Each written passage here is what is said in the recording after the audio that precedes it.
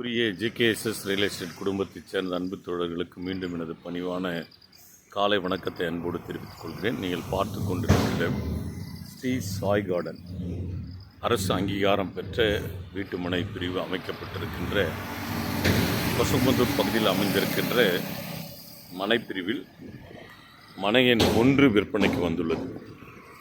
On road properties towards Katpadi to Gudiyatham NH 234 சாலையில் அமைந்திருக்கின்ற மனை எண் 1 விற்பனைக்கு வந்துள்ளது. ரொம்ப அற்புதமான வடக்கு நோக்கி அமைந்திருக்கின்ற ஒரு கார்னர் சைட் விற்பனைக்கு வந்துள்ளது.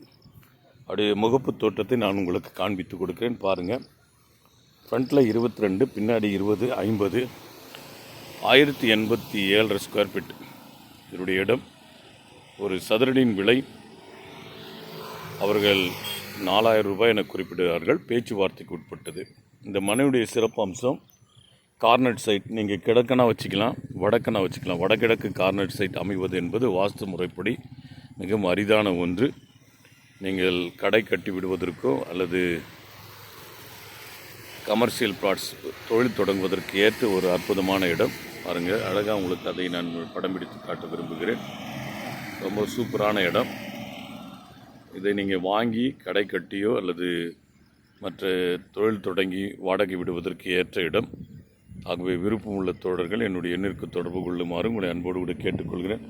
பாருங்கள், இது NH 13 பிரதான சாலை. அதே போல் மெயின் சாலையும் அகலமான 30 அடி சாலை. இப்படி அமைந்திருக்கின்ற இந்த இடம் பாருங்கள், உங்களுக்கு அதனுடைய தோற்றம் தான் அதை நான் காண்பித்து கொடுத்துருக்கிறேன்.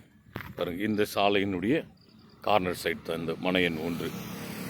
ஆகவே விருப்பம் உள்ள தோழர்கள் என்னுடைய எண்ணிற்கு தொடர்பு கொள்ளுங்கள். அவர்கள் ஒரு சதுரனின் விலை 4000 ரூபாய் என குறிப்பிடுகிறார், 4000 என குறிப்பிடுகிறார்கள். பேச்சுவார்த்தைக்கு உட்பட்டது. உட்கார்ந்து பேசினால் விலை குறைவதற்கு